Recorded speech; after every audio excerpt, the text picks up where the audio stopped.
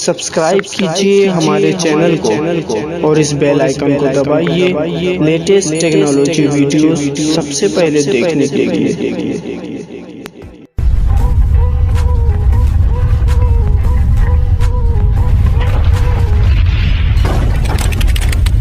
Welcome to technical Lazmi YouTube channel. दोस्तों, पिछले video में आपने फॉर ईच लूप और एरे फंक्शन के बारे में समझा। आज के इस वीडियो में हम आपको बताएंगे कि स्ट्रिंग के अंदर कुछ फंक्शंस को यूज़ करके कि स्ट्रिंग के अंदर कुछ फंक्शंस किस तरह से यूज़ होते हैं। फॉर एग्ज़ाम्पल कि अगर हम एक वेरिएबल बना लेते हैं जिसका नाम हम ए रखते हैं और इसके अंदर एक स्ट्रिंग डाल देते हैं। जैसे स्ट्रिंग का नाम रहेगा कि this is my age. Okay, ये एक स्ट्रिंग है। अब इसको आप सिंपली इको करेंगे तो जब हम ए इको करते हैं तो सिंपली आपको ये लिख करके आएगा कि this is my age. But इस स्ट्रिंग के अंदर हम कुछ फंक्शंस का यूज़ करके इसको और मॉडिफाई और बेटर बना सकते हैं। फॉर एग्जांपल कि अगर आपको जानना है किसका लेंथ कितना है तो आप काउंट करते तो बैठोगे नहीं, 1 2 3 4, उसके बाद में स्पेस लेके 5, फिर 6 7, फिर स्पेस 8 9 10 11 12 13 14, इस तरह से आप काउंट करते तो बैठोगे नहीं अगर आपके पास लंबा टेक्स्ट रहेगा तो उसके लिए आपके पास में एक फंक्शन आ जाता है जिसका नाम रहता है कि strlen। तो हम उस फंक्शन का यूज़ कर लेते हैं कि strlen लिख करके जब हम इस फंक्शन को लिखते हैं और इसके अंदर आप स्ट्रिंग को पास कर देते हैं, ठीक है, तो ये आपको शो करा देगा कि यहाँ पर इतने आपके पास में स्ट्रिंग का ये लेंथ है, यानी 14 लेंथ का ये स्ट्रिंग है, बराबर। तो strlen फंक्शन क्या करेगा कि ये जो है स्ट्रिंग का लेंथ को बता देगा। हम यहाँ पर लिख देते हैं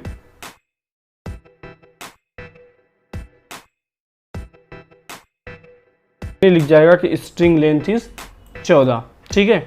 इसके बाद में एक दूसरा फंक्शन आता है। दूसरा फंक्शन हमारे पास में है कि हम स्ट्रिंग के अंदर जितने वर्ड हैं उनको हम काउंट कर सकते हैं कि कितने वर्ड पर ये स्ट्रिंग है। तो इसके लिए हम लिख देते हैं कि total word of string is, आगे हमें एक फंक्शन पास करना पड़ेगा। फंक्शन का नाम है कि str/word काउंट करके। अब इसके अंदर हम स्ट्रिंग को डाल देते हैं। स्ट्रिंग हमारा कहाँ पे है, ए वेरिएबल के अंदर है, ए वेरिएबल डाल दिए। अब इसके बाद में इसको जो हम प्रिंट करेंगे तो हमारे पास में ये देखिए शो हो गया total words of string is 4।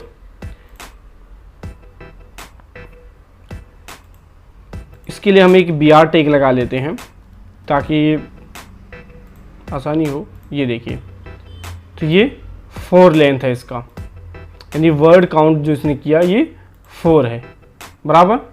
4 word इसके अंदर है, एक वर्ड एज, दूसरा माई, तीसरा इज और चौथा दिस, ठीक है। तो ये वर्ड को काउंट कर दिया कि कितने वर्ड्स इसके अंदर यूज़ हुए हैं। इस तरह से आपके पास कितनी भी लंबी चौड़ी स्ट्रिंग हो आप उसके वर्ड्स को एक सिंपल फंक्शन के हेल्प से पता कर सकते हैं। इसके बाद में नेक्स्ट फंक्शन हमारे पास में आता है जो ये करता है कि आपके स्ट्रिंग को रिवर्स कर देता है, यानी स्ट्रिंग को उल्टा कर देता है। ये किस तरह से करता है देख लेते हैं कि स्ट्रिंग इज रिवर्स्ड, ठीक है। कौन सी स्ट्रिंग रिवर्स्ड है, इसके लिए ए स्ट्रिंग है तो एक फंक्शन लगेगा कि str और उसके बाद में रिवर्स का शॉर्ट फॉर्म है रिव, बराबर। इसके अंदर हम सिर्फ स्ट्रिंग का नाम पास कर देते हैं।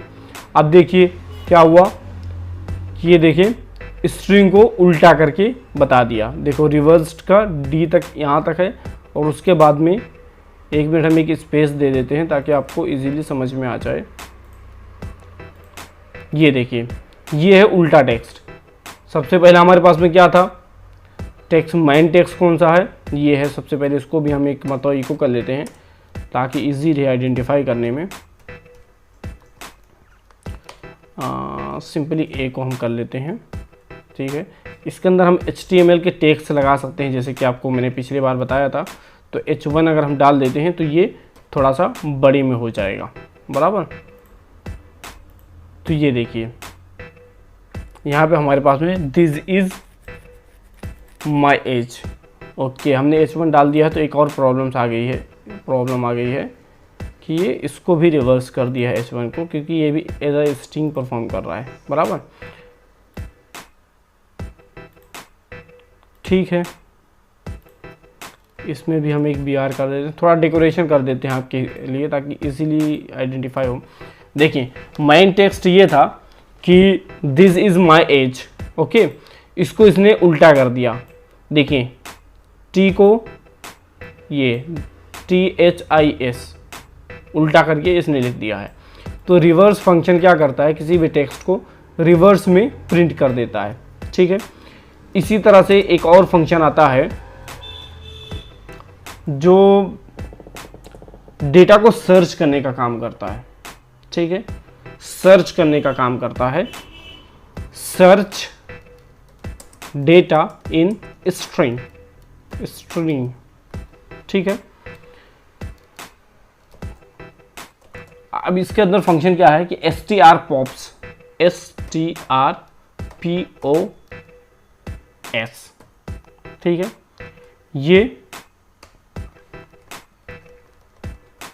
ये आपके पास में फंक्शन है। ये सबसे पहले आपका क्या लेता है, स्ट्रिंग लेता है। तो सबसे पहले हमने इसको स्ट्रिंग दे दिया, उसके बाद कॉमा लगा करके इसको ये बताया कि क्या फाइंड करना है। तो मैं लिख देता हूँ माई, ये भाई फाइंड करो। तो ये क्या करेगा कि बता देगा कि ये माई जो है ये कौन सी पोजीशन पे है। देखते हैं, ये देखिए ये 8वें लेंथ पर माई है। अगर आप 1 2 3 4 5 6 7 देखें, 7 इस तक आ गया, उसके बाद स्पेस लेकर के 8, फिर 8 के बाद में ये माई आ गया है। तो इसने जो है strpops ने सर्च करके इसका पोजीशन बता दिया, ठीक है। इस तरह से एक और फंक्शन हमारे पास में आ जाता है जो स्ट्रिंग को रिप्लेस कर देता है, ठीक है।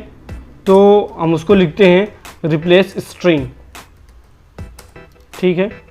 स्ट्रिंग को रिप्लेस करने वाला क्या फंक्शन रहता है, इसका नाम है str और अंडरस्कोर रिप्लेस। ये देखें रिप्लेस आ गया। तो सबसे पहले क्या करेगा, सर्च करेगा। तो सर्च कराने के लिए हम क्या करते हैं, माई लिख देते हैं। रिप्लेस यहाँ पूछ रहा है, तो रिप्लेस का मतलब क्या है कि माई को किससे रिप्लेस करना है। तो दिस इज माई की जगह पे हम योर लिख देते हैं, ओके। अब सब्जेक्ट में कहाँ पर ये सब काम करना है तो हम ए वेरिएबल के अंदर कर देते हैं, ओके। अब देखें इसका आउटपुट क्या आता है, ये देखें this is your age. Main variable क्या था, दिस इज माई एज।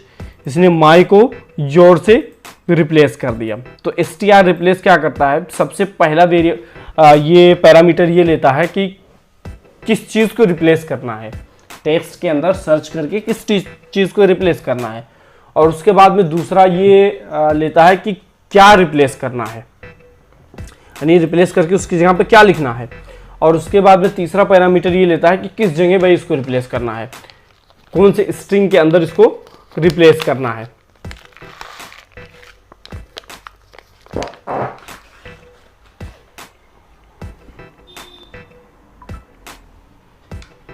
उसके बाद में एक और फंक्शन आ जाता है हमारे पास में जो टेक्स्ट के अंदर स्लैश ऐड कर देता है, ठीक है। BR ऐड स्लैश इन टेक्स्ट, बराबर। टेक्स्ट के अंदर क्या करता है, स्लैश को ऐड कर देता है।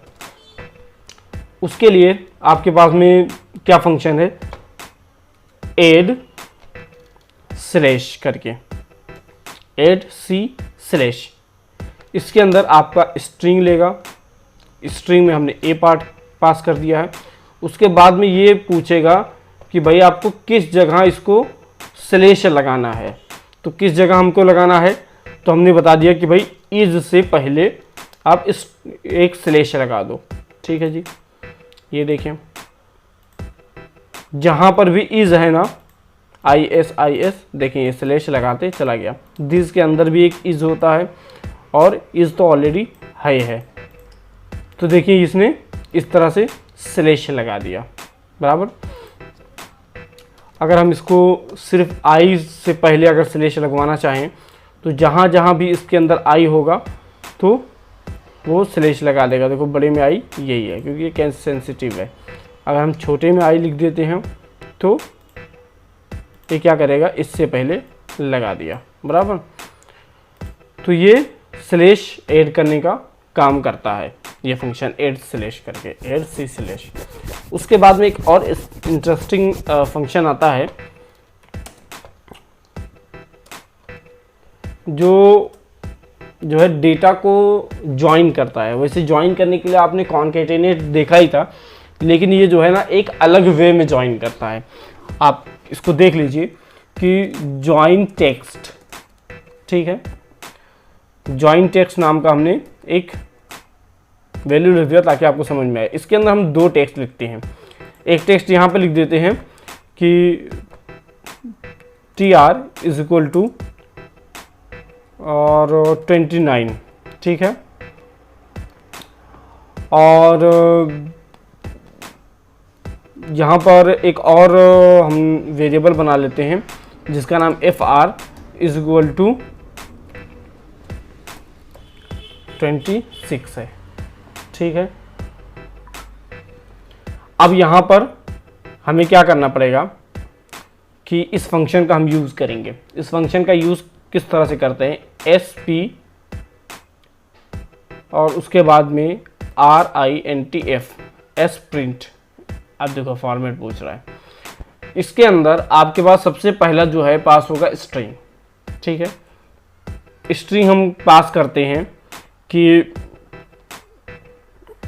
माई एज इज, अब एज आपको लिखना है तो कॉन्केटिनेट क्या करता है कि डॉट लगा के आप आगे जो है एज का वेरिएबल डाल देते हैं। लेकिन यहाँ पर एक दूसरे तरीके से आप %s लिख दीजिए सिर्फ, बस।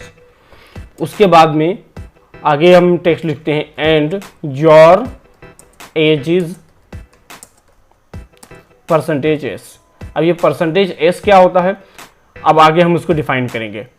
तो एक कोमा लगा करके हम आगे लिख देते हैं कि भाई योर माई एज के अंदर का जो पहला s है ना, उसके लिए हम TR का फंक्शन यूज़ कर लेते हैं, यानी TR का जो है अपना वेरिएबल यूज़ कर लेते हैं कि TR के अंदर जो भी टेक्स्ट है वो फर्स्ट वाले %s के अंदर आ जाए और सेकंड वाले के अंदर आ जाए FR करके, ठीक है। अब इसका हम आउटपुट देख लेते हैं। Syntax error S print expected और इन, एक मिनट, एक एरर आ गया है। हम इस एरर को देख लेते हैं कि क्या एरर है। देखिए यहाँ पे हमने डॉट नहीं लगाया है कॉन्केटिनेट करने के लिए, ठीक है। अब उसके बाद में हम प्रिंट करते हैं तो ये देखिए जॉइन टेक्स्ट वाला क्या किया है कि my age is 29 and your age is 26। देखें 29 एंड 26। तो आप सिर्फ %s लिखते जाइए और आगे जा कर के जो है आप वेरिएबल्स को डिफाइन करते जाइए। इसके अंदर आप कितने भी वेरिएबल्स को डिफाइन कर सकते हैं, कितने भी %s लिख सकते हैं। तो ये एक इजी तरीका हो जाता है कि जब आप कोई लंबा टेक्स्ट लिख रहे हों और आपको वेरिएबल्स याद नहीं आ रहे हैं तो आप %s लगाते लगाते चले जाइए। बाद में जो है एक एक वेरिएबल को फाइंड आउट करके उसको जो है आगे लिखते चले जाइए। तो इस तरह से आपका टाइम भी बचेगा और फंक्शन भी बहुत अच्छे तरीके से वर्क करेगा। बार बार आपको डॉट लगा करके फिर आपको कॉन्केटिनेट करने की ज़रूरत नहीं पड़ेगी। तो आज की इस वीडियो में बस मैं इतना ही फंक्शन बताया हूँ। अब नेक्स्ट वीडियो में और फंक्शंस हम जानते रहेंगे। ये एक सिंपल फंक्शन था जो स्टार्टिंग लेवल के स्टूडेंट को, यानी PHP जो सीखने वाले हैं, उनको जानना ज़रूरी था। तो इसलिए हम जो है इतने फंक्शंस के बारे में आपको बता दिए हैं। अब जैसे जैसे हमें अपने प्रोजेक्ट में, जब हम कोई प्रोजेक्ट कर रहे होंगे, उसमें जब किसी फंक्शन का यूज़ करने की ज़रूरत रहेगी तो उस फंक्शन के बारे में हम आपको बताते रहेंगे। तो आज की इस वीडियो में बस इतना ही, मिलते हैं आपको नेक्स्ट वीडियो में।